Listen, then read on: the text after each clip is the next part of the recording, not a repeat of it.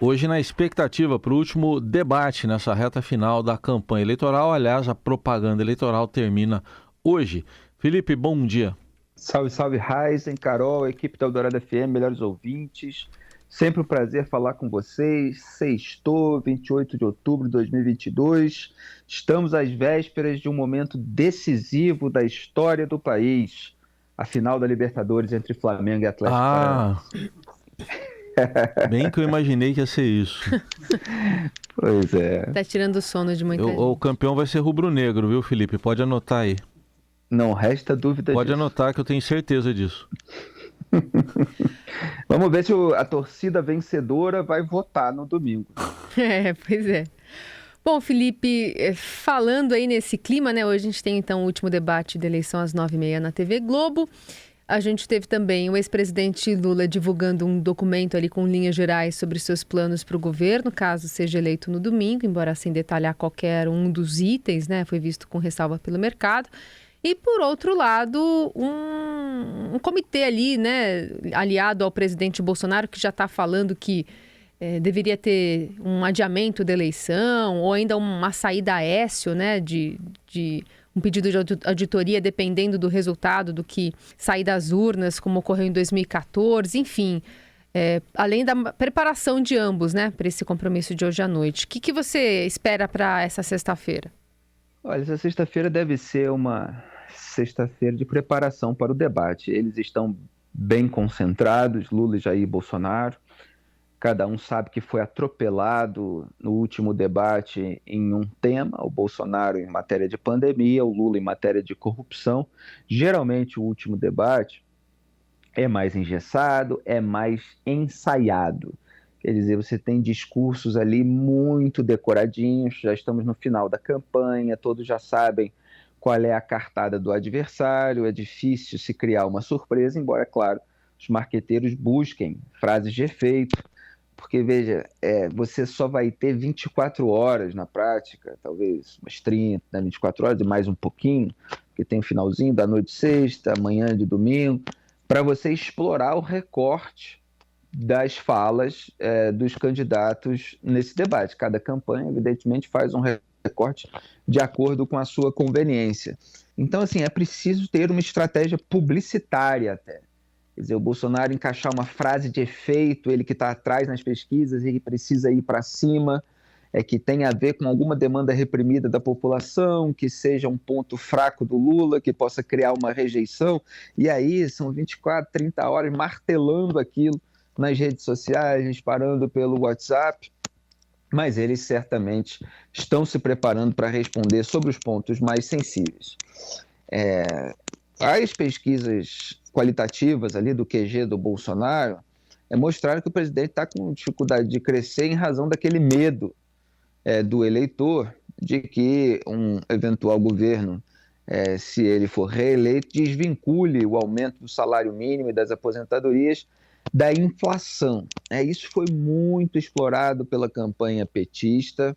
Aliás, até ontem à noite, o Fernando Haddad, no debate com o Tarcísio Freitas, afirmou que o Bolsonaro vai manter uma política de não dar o ganho real para o salário mínimo e que o Lula, se for eleito, vai garantir a valorização. O Tarcísio já está repetindo, né, repetiu a promessa do Bolsonaro de que o salário mínimo e as aposentadorias vão ter, sim, um aumento acima da inflação. Tudo isso derivou da revelação da Folha, né, do plano do ministro Paulo Guedes de alterar essa política de reajuste do salário mínimo e das aposentadorias, e o PT foi para cima, foi com tudo a respeito desse tema. Então, assim, não duvido nada de que Jair Bolsonaro, se tiver a oportunidade de falar primeiro a respeito desse tema, ou mesmo se for falar de outro, ele já inclua uma acusação de que o Lula está mentindo a respeito disso e já tente se antecipar a esse tipo de ataque. Um ponto sensível aí da campanha de Jair Bolsonaro nessas últimas semanas, uma campanha que sofreu um desgaste com a declaração do Bolsonaro sobre as meninas venezuelanas. Ele insinuou a prostituição, depois veio essa questão, e depois ainda veio o escândalo do Roberto Jefferson. Vamos ver se o Lula realmente vai pautar isso nesse debate, a reação a tiros e granadas contra a Polícia Federal, que foi lá na casa do velho aliado do Bolsonaro para levá-lo de volta à cadeia depois que ele desrespeitou ali reiteradamente as medidas restritivas estabelecidas. Então, o Bolsonaro tentou sair das cordas com essa história aí que a gente analisou ontem e dias atrás, falando até que o terceiro turno já começou, das rádios que não teriam veiculado as inserções da campanha do Jair Bolsonaro. Agora você veja que ontem houve uma arrefecida nisso. A gente precisa ver se hoje, ao longo do dia, sábado, vai ter a apresentação do recurso que a campanha prometeu. Às vezes se promete entrar na justiça, apresentar recurso, só para, no momento de comoção nacional em torno daquele tema, se deixar a impressão de que ainda vem coisa por aí, de que ainda vem substância, e depois isso vai meio que morrendo. Mas vamos ver se eles vão apresentar substância dessa vez, porque foi o que faltou. Ficou só naquele relatório de monitoramento por streaming. A gente sabe muito bem que isso não verifica o que foi veiculado na transmissão efetivamente radiofônica. E a impressão que a gente teve ontem, com apurações, etc., é que a turma do Centrão e das Forças Armadas não embarcaram numa iniciativa golpista, não aderiram a um movimento que pode, em tese, resultar nisso. Então, parece que o Bolsonaro, nesse momento, pelo menos, não tem apoio para essa contestação do resultado eleitoral. Ele pode fazer isso sozinho, pode fazer junto com os seus aliados mais próximos, o núcleo duro do bolsonarismo, nas redes sociais, mobilizando uma base reacionária, num eventual caso de derrota, mas a tendência é que se o Lula vencer, essa turma do Centrão, Valdemar da Costa Neto, Arthur Lira, Rodrigo Pacheco, já vá se afastando, já vá procurando ver como é que vai ficar num eventual governo do PT, com o toma lá da cá, que vai começar, se o Lula vencer, já 8, 9 horas, quando sair o resultado dessa eleição. Então, houve essa carta também do Lula que você citou, Carol, e essa carta gerou uma expectativa no mercado, a bolsa subiu, olha, a carta vai sair, aí saiu, o pessoal leu, caiu a bolsa de novo, porque não tinha nada lá. E até o que tinha, né, tem pessoal que não gostou, que assim, tem ali um viés muito genérico, indireto, mas tem, da questão dos bancos públicos, que remete ao que foi feito no governo Dilma. Vamos lembrar que um dos motivos até do impeachment foi ela ter deixado ali os bancos públicos pagando as despesas obrigatórias do governo, enquanto usava ali aquele dinheiro que não tinha para prometer programas eleitoreiros que depois não conseguiu sustentar.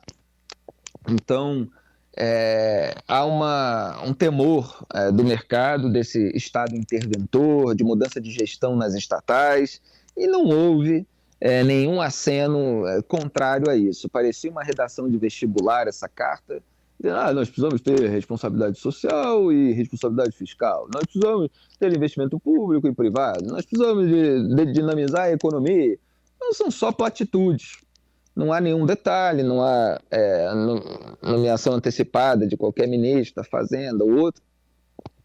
E essa turma de economistas liberais que participou da criação do Plano Real, ela defende a responsabilidade fiscal, mas o Lula, porque nesse campo da esquerda isso é visto como uma falta de cuidado com os pobres e tal, ele evita apresentar uma âncora fiscal. Ele quer deixar essa margem para aloprar aí em matéria de gestão das contas públicas, acenando para a distribuição de benesses. Só que qual é a tese do Pércio Arida, por exemplo? É que o descalabro fiscal gera turbulências econômicas que derrubam o emprego e a renda. E isso acaba atingindo a população mais pobre, não os mais ricos. Então, assim, é uma falsa dicotomia, é uma falsa dualidade que é colocada no campo da esquerda, porque sem responsabilidade fiscal você não tem a responsabilidade social.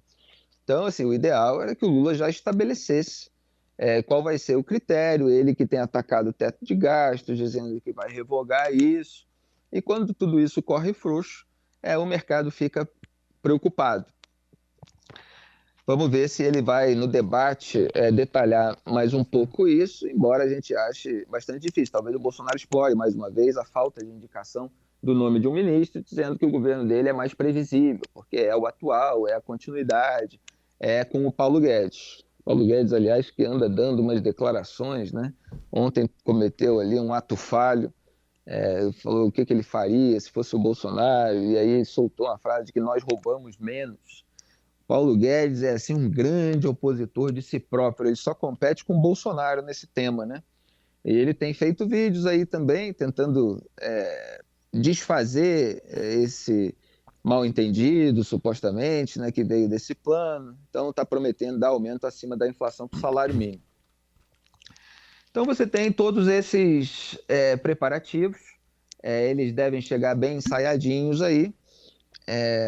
Não sei se alguma coisa de São Paulo vai entrar, né? Teve essa polêmica que foi explorada pelo Haddad ontem no debate, duas polêmicas, né? Uma acusou ali o ex-ministro da Infraestrutura, o Tarcísio, de ter atuado mal na gestão da crise de oxigênio em Manaus, né? Que enviou pela estrada, podia ter enviado por avião, aí o Tarcísio disse que aquele material, oxigênio, não pode ser enviado por avião e tal. Então, assim, foi um foco muito específico dentro desse campo sensível para o bolsonarismo, que é a pandemia. O outro foi a questão de um integrante da campanha do Tarcísio ter mandado um cinegrafista apagar imagens daquele tiroteio em Paraisópolis, por onde eles estavam passando. E o Tarcísio falou que esse negócio de mandar apagar a prova, a gente tem que confiar na polícia, tem que entregar para a autoridade policial. E o Tarcísio foi defender o seu colega e acabou deixando margem para esse discurso do Tarcísio, você não pode destruir prova, né? E não pode mesmo. O Tarcísio falou ali, não, mas era intenção de proteger as pessoas dos criminosos, etc., mas isso me parece mais local. Agora, como São Paulo é o maior colégio eleitoral do Brasil e está muito em disputa entre Lula e Bolsonaro, com Bolsonaro na frente, mas o Lula não pode deixar se distanciar muito, de repente algum tema local pode aparecer também. É mais ou menos isso. Para o debate de hoje, eu acredito muito que eles estão decorando certos discursos, certas falas, para entrar num recorte de vídeo que vai ser disseminado, e alguma frase de efeito, eventualmente até o gestual. Da última vez teve aquela mãozinha no ombro colocada pelo Bolsonaro no Lula. Vamos ver se vai haver algum momento assim circense também, mais teatral.